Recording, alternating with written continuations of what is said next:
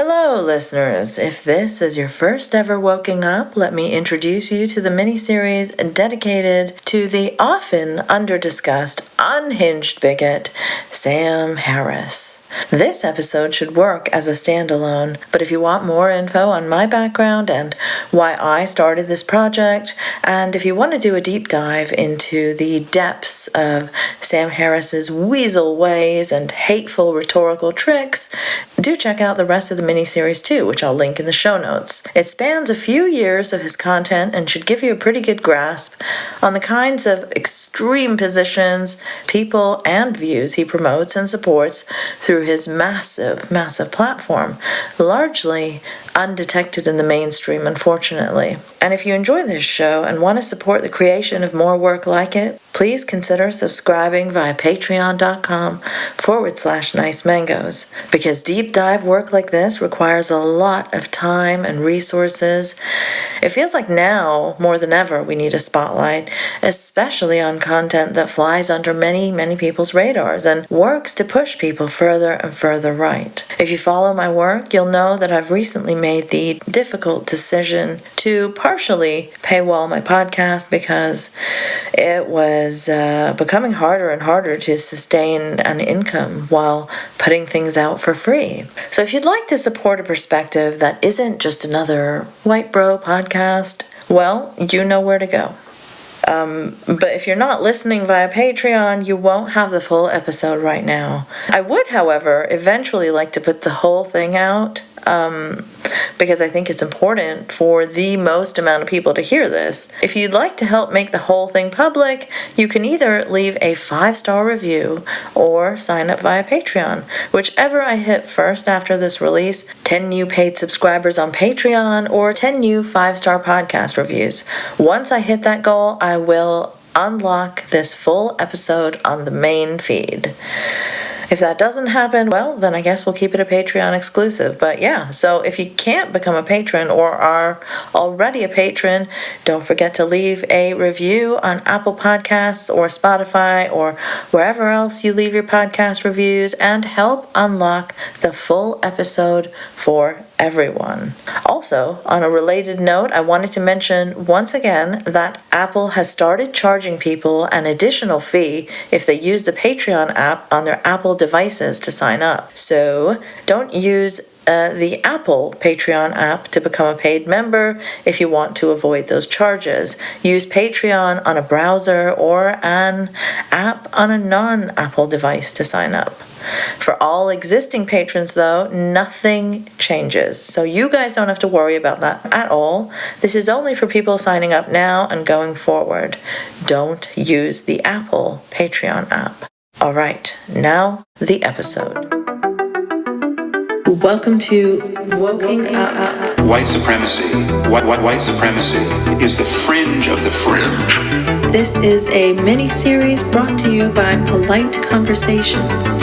All of a sudden, we can't talk about Neanderthal DNA anymore. Here, I'll talk about my journey into and out of being a new atheist Sam Harris fan. In and of itself, that video is not evidence of racism. I'm your ex-Muslim host, Ina. No, not the right-wing kind. Thank you for tuning in. This is how the left will die.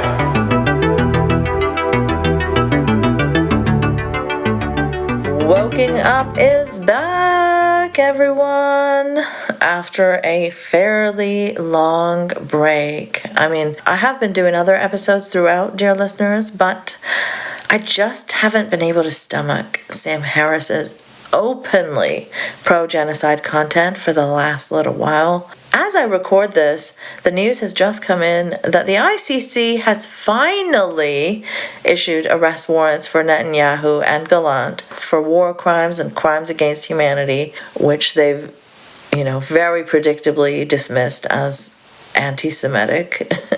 Quite ridiculous, really.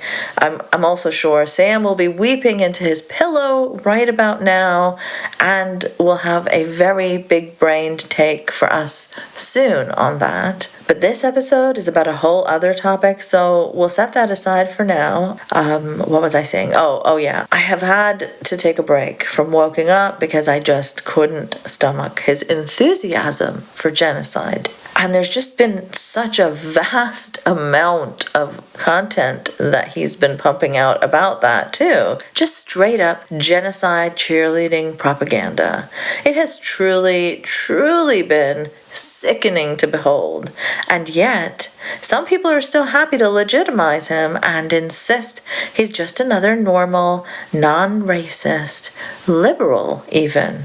I mean, he isn't that, for one, but he'd definitely like you to believe he is because it sanitizes his whole far-right project. And second, in the past year, we've seen just how much barbaric mass slaughter actual liberals are willing to dismiss, defend, and support even. So if he were, it would be in line with the general rightward shift of liberals in North America. But once again, I'd like to stress he's always been an extremist in sheep's clothing, hiding behind a thin veneer of rationality and quote-unquote science to pursue an aggressively right-wing agenda on his own platform. But the depressing fact that many liberals don't really seem to care about or recognize extremism, conspiracy theories, or any of that, as long as the packaging is nice and shiny and just somehow deemed respectable, that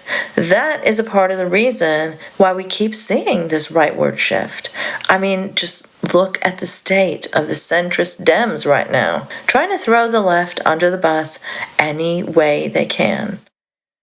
Looking at the Dems in general, currently, it seems like there isn't anything in place to robustly push back against this constant pressure to bow to the right. In fact, even in these more niche circles, we now even have critics of the IDW and heterodox spheres that are in fact just launderers of it. There's just always new forms of normalizing awfulness that we have to keep an eye out for. So yes, centrist liberals suck and can excuse a genocide, but boy do they draw the line at too much wokeness, as we've been seeing lately. And as bad as that sounds, Sam Harris is even worse than that. That's what I'm trying to say. Listen to this whole mini-series I've done if you remain unconvinced. He is aligned with Tucker Carlson more often than his fans would like to admit. Anyway, now that we have the obligatory Sam Harris is indeed right-wing portion of the episode out of the way, let's move on to why we're actually here today. It's what motivated me to dive back into doing Woken Up. After nearly a year off, the pro-genocide circle jerks were indeed too much for me, especially as the genocide is still ongoing with its savage brutality on full display. But what did draw me back into covering this despicable man is his ludicrous post-election rant, which is quite fucking similar to his ludicrous post-election rant in 2016. These freaks and their politics really do not evolve one bit over the years that go by. His analysis of what went wrong is so wrong and so stupid that it actually was a little bit entertaining, and I thought it'd be fun to give him a verbal smacking around. So I thought we could listen to this clown show together and point and laugh at the bigoted moron. It'll be cathartic for all of us. And since so many people are understandably feeling down about the fascists winning the US election and the fucking rapist president who has already named his pick for the position of Attorney General, someone once under investigation for sex with a minor and sex trafficking, for fuck's sake. It's pretty fucking bleak. Oh, hang on. I've just received news that Matt Gaetz is withdrawing from consideration for the position of Attorney General. Apparently, he withdrew 45 minutes after CNN called to inform him they were going to report on a second sexual encounter with another 17-year-old. Holy shit. The absolute chaos that I expected to come from Trump's ridiculous picks has started way sooner than I expected. But who Trump has picked as a replacement isn't exactly a cause for celebration. She doesn't seem to have the same criminal pedo history, but I hear she's plenty awful and corrupt herself. I guess there's just not much to look forward to, even when Trump's awful, awful picks don't go through, because there's a long line of awful people for him to choose from. Anyway. So yeah, let Sam Harris lift your spirits with his utter foolishness and bigotry so ridiculous that it could be from The Onion. A gift to my listeners and especially my patrons who have waited so patiently for another woken up. Maybe through this episode I can slowly ease my way into covering more of his explicit and repeated genocide supporting, which, as daunting a task as it is because of how much I have to sift through, I do think it's incredibly important to document that as well. But anyway, on to today's episode. Actually, before I play the first clip, I want you to guess how long it took before Sam descended into total raving bigotry. Just how many minutes in? And before you proceed with listening to this, I'd love it if you'd leave me a comment under the post of this episode with your guess, whether it's on YouTube or the hell site formerly known as Twitter or Instagram or Patreon or even Blue Sky, which has become quite active and just nice to be on. I'll leave links to my Instagram and Blue Sky if anyone wants to follow. I'll be there more and more now. So yeah, leave me a comment with how long you think it takes for him to go full bigoted freak mode, and we can have a good laugh at everyone's guesses. Okay, so if you've got your guesses in, let me tell you that we only get about 3.5 minutes into this monologue before he plunges into the depths of his transphobic hysteria. So, okay, he's just finished saying that anyone can make these election results a reflection of their pet issues. Like, he's just said that. Now, obviously, Trump's win and Harris's loss were determined by many factors. And I think everyone's in danger of believing that their pet issue explains everything that happened on Tuesday. And now that he said that, he thinks he's got a magical cloak of immunity so that no one can now accuse him of doing this. And in typical Sam Harris manner, he goes ahead and does it. He makes it all about his pet issues without really citing much at all. He references like one poll from a centrist Dem polling place called Blueprint, which not many people even on his own subreddit seem to have heard of. Also a place where they seem to genuinely think more left and progressive policies are very bad for branding for the Dems. And they've argued in the past that Biden was viewed as too far left by voters and that he should move more towards the center. I mean, come on. No obvious slant here at all. This Blueprint place has less than like 300 followers on Twitter at the time I record this, and also even their own lead pollster says about their exit poll that it shows swing voters bought the Republican narrative on Dems being too focused on trans or progressive issues.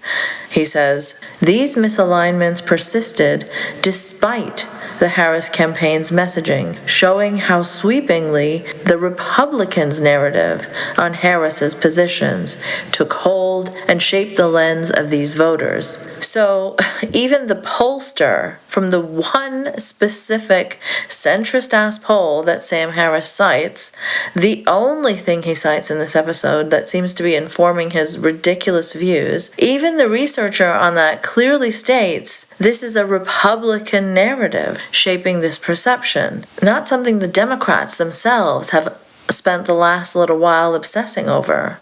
Also, when I went and actually looked on their website, their methodology seemed pretty sketch to me and leading people to answer in certain ways. They say, respondents were presented with random pairs of potential reasons to vote against Harris and asked to select which they found more compelling. So, like, they pick the reasoning and they choose the framing, and people just pick from what they've already set up those reasons to be.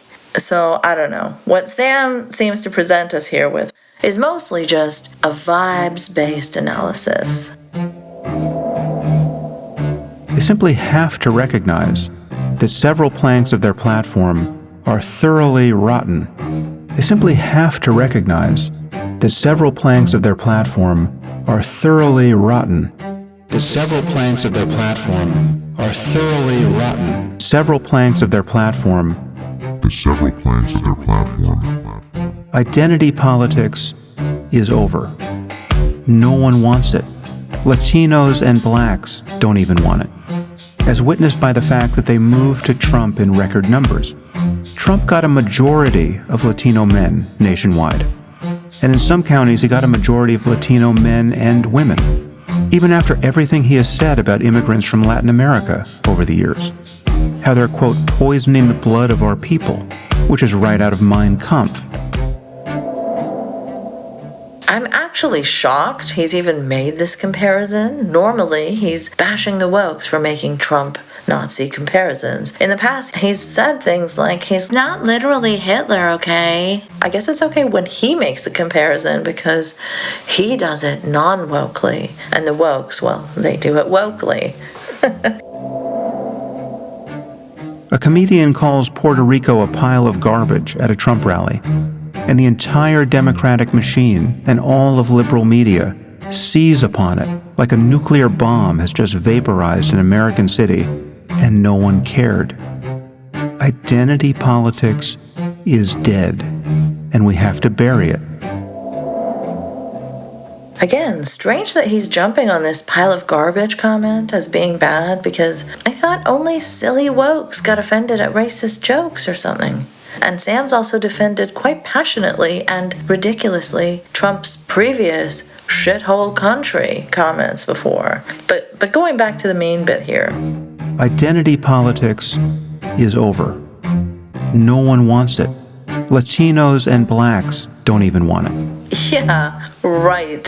Sam wishes, it's been his whole thing to wish identity politics was over, on the left, that is, while he continues to either ignore or engage in right-wing identity politics himself.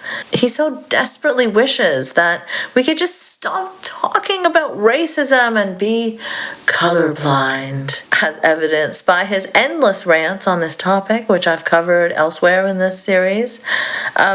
But you know what, Sam? There's a much simpler explanation than it being the thing you coincidentally always go on and on about.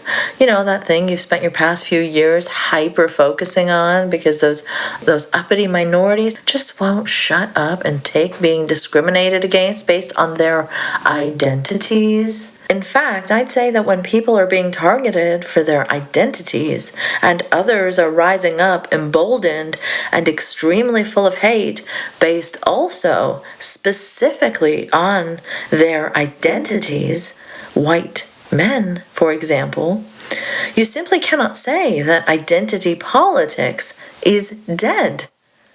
Trump is the result of identity politics on the right. But you see, Sam doesn't see that as identity politics worth mentioning. He only sees pesky minorities nagging about wanting more rights and equality as real identity politics. And sure, Latino men and black men did shift a bit Republican compared to last time. But that too can be seen as identity politics because there are now extremely well-funded industries around radicalizing men, based specifically on their masculinity. It doesn't matter what their skin color or cultural background is. According to the latest Pew Research report on content creators, it is men that dominate the category of news influencer by more than double the amount. There's 63% men in that category versus 30% women, 6% undetermined, and less than 1% that are non-binary. So it's basically men. So many right-wing men that are shaping this information landscape. They represent almost 2/3 of the online news ecosystem.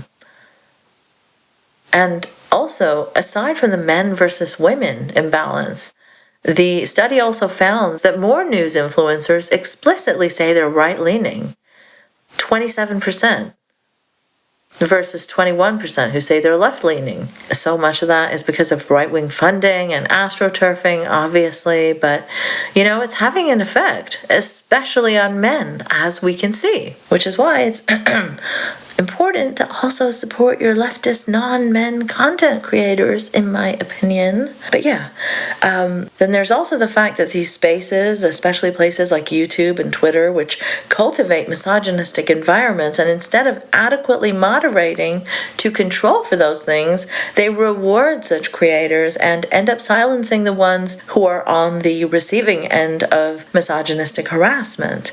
And even when women aren't explicitly targeted, there's like a general gender bias that just limits their reach anyway, as I can personally attest to, just from comparing the reach and support that so many of my male colleagues in the podcasting world receive for doing similar or even sometimes less thorough and less detailed work. Men tend to boost men, not women. And there are way more of them out there, both as consumers and influencers of digital content. That's just what the landscape's like, especially covering the sorts of topics that I do. It's very male-dominated, even on the left, even in the IDW heterodox critical sphere. On YouTube, the news influencers, according to this study, are 68% men compared to 28% women. And even on Instagram, influencers who are men outnumber women like 2-1. And on Facebook, like 2/3 of news influencers are men. I will link to this in the show notes, but these are some very concerning trends seen across most social media. It's no wonder, really, that we're seeing men be radicalized at such alarming rates. In an environment where women's perspectives are often excluded and belittled and perhaps mocked as hysterical or too woke, regardless of how hysterical the men actually are. See Mergegate, for example. It's often women who are always perceived that way and pushed down by the algorithms too, because of these gender biases that get them less views and less clicks. So this is what we will continue to see in an environment like this, right? Also, CNN, Guardian, and multiple other outlets reported that sexist attacks on women surged across social media since Trump was reelected, according to an analysis from the Institute for Strategic Dialogue. They also found a 4,600% increase. 4,600% increase in mentions of the terms "your body, my choice," and "get back in the kitchen" on Twitter in just a 24-hour period. The Institute also observed rising reports of misogynistic language used to harass women offline, including alleged instances of young boys repeating "your body, my choice" on school campuses. And hats and merch featuring this hideous phrase have also cropped up. This is all in addition to the surging racism and transphobia right now. I mean, there was a literal Nazi rally featuring swastika flags in Ohio, so you get the idea. The theory that racist and sexist identity politics did indeed play a large role in this election, well, that's borne out by a woke little thing known as facts and data. I mean, keeping all that in mind, don't you think having a woman as president was simply unacceptable to some of these people, including non-white men? And I mean, there's also the phenomenon of the growing Latino far right. Here are some excerpts from the UCLA newsroom. There was an event recently held by UCLA's Latino Politics and Policy Institute in collaboration with other departments, with the author of a book on the Latino far right, Paula Ramos. And here's some of what she said at the event. Many Latinos on the right, including many second and third generation Latinos, have latched on to the anti-immigrant sentiments expressed by the Trump campaign, fueled by a deep desire to assimilate, to be seen as belonging to a larger American culture, and to differentiate themselves from those seen as outsiders. No identity politics here, nuh-uh. And the framing of political terms is weaponized by the right. Words like socialism and communism can be very triggering for Latinos who fled authoritarian regimes that labeled themselves similarly. I mean, there are people who think Biden is a communist, for fuck's sake. Sam Harris himself thinks people like Ezra Klein are fucking far left. And in 2020, I recall him saying that Biden and Kamala were poised to pander to the wokeness. And I mean, we've seen how they've spent all of last year pandering to the right more than anything, fully supporting genocide. But Sam will still think all that was way too woke because they didn't come out in favor of skull measuring or genital calipers or something. I mean, the years and years of this incessant growing right-wing disinformation machine, to which Sam has certainly significantly contributed, not only with his own paranoid, anti-woke, anti-left conspiracy theory-laden content, but also through assembling and boosting some of the worst, most extreme, and radicalizing voices in the right-wing media ecosystem consistently. You really think that such a constant churning out of paranoid, hateful content has had no effect on these groups of men that Sam seems to use as evidence that identity politics is dead? When in fact there is clearly evidence of a weaponized, right-wing, cis, het, male identity politics. Such strong male identity politics, in fact, that these men are willing to overlook Trump's racism towards their own groups. I mean, there have been manosphere Muslims happy to overlook the white nationalist adjacency and anti-Muslimness of those movements because misogyny is more important to them. There were Muslims for Trump in 2016. There have been people of Jewish background joining hands with far-right white nationalists and even hurling anti-Semitic slurs at leftist anti-Zionist Jews in the last year. Sam has always subscribed to these very simplistic and incredibly outdated views about identity, race, and related politics. Remember, he's the guy that proudly says that a declaration of, "I have a black friend," is good defense against accusations of racism. He's the guy that said Milo Yiannopoulos can't be right-wing because he's flamboyant. Or America can't be a racist country because they elected Obama. Or that there can't be systemic racism in policing because there have been black chiefs of police. Or that the double standards with the minor police presence and cops taking selfies with the insurrectionists on January 6th in comparison to their usual militarized hostile behavior at BLM protests had nothing to do with racism because there was a black cop in the Capitol in one of those clips that was circulating. So how could there have been racism, right? He is someone who has routinely referred to anti-racists like Ibram X. Kendi and Ta-Nehisi Coates as pornographers of race. And he does so again in this episode of his, but he does not think Douglas Murray, who literally worries about the decline of white Britons as a demographic and openly proclaims there's a war on white people, is a pornographer of race. He does not think Charles Murray, who literally thinks people's intelligence is tied to their race, which is something that we've socially constructed based on visual appearance. You can have siblings that look like they are from different races, for fuck's sake. But yeah, Sam totally doesn't think that sort of thing is pornography of race. He has nothing but support for Israel, which operated as a literal racist apartheid state even in pre-October 7th times, as confirmed by the ICJ, the International Court of Justice, in July of this year when they issued a historic ruling which officially found that what Israel had been doing all these years was, in fact, apartheid. Aside from this, Sam has had nothing but support for Israel's ongoing ethnic cleansing and genocide, which is being carried out based on the literal identity of the Palestinians. None of that is pornography of race or identity politics. That term is only reserved for people standing up for minority rights in every single case. He has done an episode titled Anti-Zionism is Anti-Semitism. He's hosted Netanyahu ass-kissers on his show for unchallenged, supportive conversations about the theocratic ethno-state of Israel. When students chant from the river to the sea, Palestine will be free, they are apparently genocidal Hamas supporters. When Israel murders tens of thousands of babies because they are Palestinian, it is mere collateral damage that just needs to happen.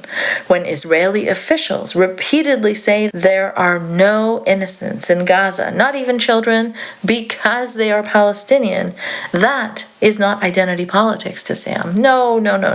Are you seeing the pattern here? And I'll link the relevant Woking Up episode specifically about Sam's love of identity politics in the show notes if you want to check that out. Anyway, let's hear more of what this extremely rational, neutral, and objective guy says next. Okay, there's one species of identity politics that had an enormous effect on this election, and most Democrats don't seem to realize it. Around 0.5% of American adults identify as transgender or non-binary. Oh, here we go. That's 1 in 200 people. And yet the activism around this identity has deranged our politics for as long as Trump has been in politics. Oh gosh, what a bigoted piece of shit. He really jumps onto literally any minority fear-mongering trend that the right is doing, be it immigrants, Muslims, Palestinians, imaginary pet-eating Haitians, or trans people. And he really did boost that anti-Haitian immigrant pet-eating conspiracy theory in his own weasel way, of course. You know, the thing he does where he's like, oh, I don't know if it's true or not. I'm just asking questions. Just putting it out there, just a little bit of red meat for my right-wing audience. No, I didn't say it was definitely true, okay? I just legitimize and boost these unhinged ideas. I don't take responsibility for doing that. And he also neatly folded in his favorite type of anti-immigrant fear-mongering, the classic anti-Muslim kind, into his fear-mongering about Haitian immigrants. Here, listen to this deranged clip from another episode of his. But they are coming from one of the poorest and most violent places on earth, right? At a minimum, this is a picture of thousands of fairly desperate, traumatized people pouring into a very little city. 15,000 Haitians being dropped into a city like Los Angeles is one thing. Into a town of 59,000 people in the middle of America, that has to pose some problems, whether they're being reported on or not. Now, who knows if anything bad is happening to anyone's pets. I did actually see a video of what purported to be a dog roasting on an open spit in someone's backyard on X. Whether that was in Springfield or not is probably beside the point. It does appear that there was a tragic accident involving a school bus and a recent Haitian immigrant driving the wrong way that brought many people in Springfield to the end of their patience. But it does seem that most Democrats assume that every community in America should be enthusiastic about suddenly being inundated by immigrants and refugees from some faraway country. People who, however in need of living somewhere they might be, and however entitled to basic human rights they surely are, and however unlucky they were to have been born where they were born, nevertheless don't share the culture of the place where they have landed. And in certain cases, especially when we're talking about people who are coming from conservative Muslim societies, and you see a lot of this in Western Europe at the moment, they might have no interest at all in adopting the norms of this new culture. One doesn't have to be a bigot to worry about the failures of assimilation that can follow from this. One doesn't have to be a racist to regret that the character of a city, or even a whole country, is being irrevocably changed by an influx of basic strangeness from elsewhere. And if you insist upon treating anyone who expresses concerns of this kind as a xenophobic asshole, then two things will happen.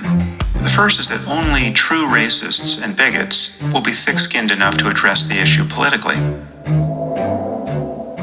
This is just what he does. It's what his purpose is, to legitimize every far-right, hate-filled conspiracy theory that comes up. Again, he cites nothing to back these types of claims, be they about Muslims, Palestinians, trans people, or Haitians. I mean, what did he just reference here? A fucking random video on X? He just makes wild, outrageous, sweeping statements, dangerously demonizing and blaming an already extremely vulnerable minority time and time again. In this post-election episode of his, though, he is largely targeting trans people, who he's just acknowledged are only 0.5% of the American adult population, a very tiny, tiny minority that has absolutely nothing to do with any of this. Nothing to do with the Democrats losing the U.S. election. But, okay, really, brace yourselves, because this is some pretty vile stuff. One lesson I would be quick to draw from this election is that Americans aren't really into seeing biological men punch women in the face at the Olympics. What an utterly disgusting, ignorant man. Not only is he putting his transphobia on full display, he's also putting his misogyny on full display, as well as his inability to research and accurately report facts. He is obviously talking about Iman Khalif, who is a cis woman. She's the Olympic gold-winning Algerian boxer that was shamefully, horrifically hounded by transphobes, including J.K. Rowling and Trump, for just not neatly fitting into narrow-minded people's view of what a cis woman should be like. She is currently in the process of taking legal actions about all that harassment that she received. Her Italian opponent in her first Olympic fight apologized to her very soon after she dropped out of that fight for all the hate that Iman got following that. Also, the International Olympics Committee has pointed out that Iman has been competing in women's boxing for many years, and that all athletes who participated in these events have complied with the eligibility and entry regulations, as well as the applicable medical regulations. The gender and age of the athletes are based on their passport details. Aside from this, Iman herself has clarified repeatedly that she was born a cis woman. Her father has done an interview with Reuters where he showed them an official document that showed her sex and birthday. There have been rumors and claims of leaked documents that no respectable outlet has been able to verify, as far as I can tell. There's also this Russian-led International Boxing Association, the IBA, who were stripped of their world governing body status by the International Olympic Committee, the IOC, over integrity issues. And they've been going after Iman, and they had disqualified her once. But the IOC keeps saying that the IBA are not reliable. They're irretrievably flawed, and that their previous disqualification of her was sudden and arbitrary and done without due process. Iman has also pointed out that she had been boxing in the IBA's competitions since 2018, and suddenly they've decided to be against her now. There have also been pictures of Iman from her childhood that have been shared, pictures where she's very clearly growing up as a girl. Iman has also shared how poor she grew up and how she used to sell bread on the streets. She's also talked about the fact that she grew up in a very conservative part of Algeria where transitioning or being gay was not just unacceptable, but illegal. She's talked about what a hard time she had just getting into boxing as a girl, because boxing was perceived as a sport suitable just for men. She's had a hard time not only challenging those norms, but also just raising money to train as a boxer. She overcame all those obstacles, stood up to the conservative norms, and made her way to the Olympics, stood strong in the face of so much harassment, and won won gold, only for fools like the misogynist, transphobic Sam Harris to blame the U.S. elections not going his way on her, of all things. Utterly ludicrous issue to make this about. The Olympics was months and months ago. No one gives a fuck about it, especially not enough to let their vote be decided by one non-American athlete in an international competition. And his grievance here, which he doesn't even have the courage to spell out in its entirety because he might get sued by Iman, is based on nothing factual. Even if she has chromosomes that Sam Harris wouldn't approve of, there are medical conditions that could cause that in a cis woman. Sam is really showing his whole ignorant ass here. He just has to make one swooping statement and his followers jump on that rage bait. He doesn't care to look up or fact check anything. He just goes through life guided by his biases and vibes at calibers, I suppose. And there's no accountability, really.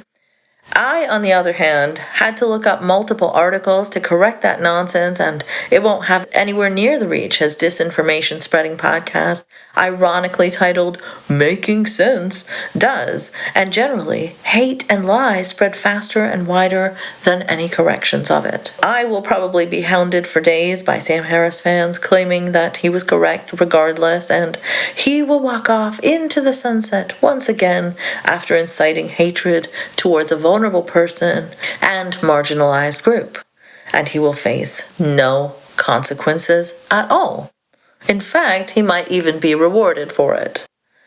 So, yeah, we've got a bigoted, rich, coddled, spoiled, privileged-ass white man who claims to care about women's rights, particularly Muslim women's rights, because he can use that as a cudgel to hate on Muslims in general, and yet, here he is, unable to live up to his own declared values, piling on a Muslim cis woman who broke through all the gender restrictions and norms of a conservative religious community and overcame severe poverty, managed to make it to the Olympics and win gold. Just really beyond despicable. And gosh, we're only like 5 minutes into this stupid episode. What Iman Khalif had to do with letting Donald fucking Trump win the U.S. election is beyond me. It's very clearly Sam just lashing out, looking for a scapegoat, and he's found one that isn't even American, has nothing to do with America, and isn't even trans. Great job, genius brain. Instead of being a responsible commentator, correcting the disinformation out there related to the story and reining in the hysteria and moral panic of the ill-informed, he leans fully into it. Because that's what he fucking is. He scratches that same itch as Alex Jones does for some people. But he does it for people who consider themselves very smart and rational. Anyway, let's continue. Is that Americans aren't really into seeing biological men punch women in the face at the Olympics. And if that sounds like transphobia to you, you're the problem. Oh, okay, Sam. Very convincing, sure. Political equality, which we should want for everyone, does not mean that trans women are women. Trans women are people and should have all the political freedom of people. Okay, so after saying trans women aren't women, he says that of course he thinks they should have all the political freedom everyone else does, just like he often assures us he thinks racism is bad, and that he really doesn't like dealing with difficult truths about race and IQ, that it would be so much easier to believe the woke stuff because it's convenient, but his integrity and scientific mind lead him to truths, no matter how difficult. He says this kind of basic, I'm against insert particular form of bigotry stuff in order to set up for something really bigoted he's about to say. And he absolutely doesn't think trans people deserve all the same rights as everyone else. Otherwise, he wouldn't work so hard fear-mongering about them and promoting all the biggest transphobes, especially while there are people in government chipping away at their rights. He's one of the people that helped to popularize Jordan Peterson in the early days. He's been a big fan, advocate, and promoter of J.K. Rowling. He's pushed and promoted the series called Please subscribe via patreon.com/Nice Mangoes to hear the full episode.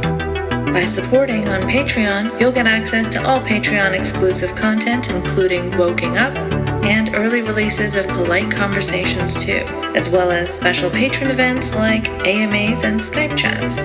If you enjoy the show, do consider supporting, because without listeners like you, deep dive content like this isn't possible.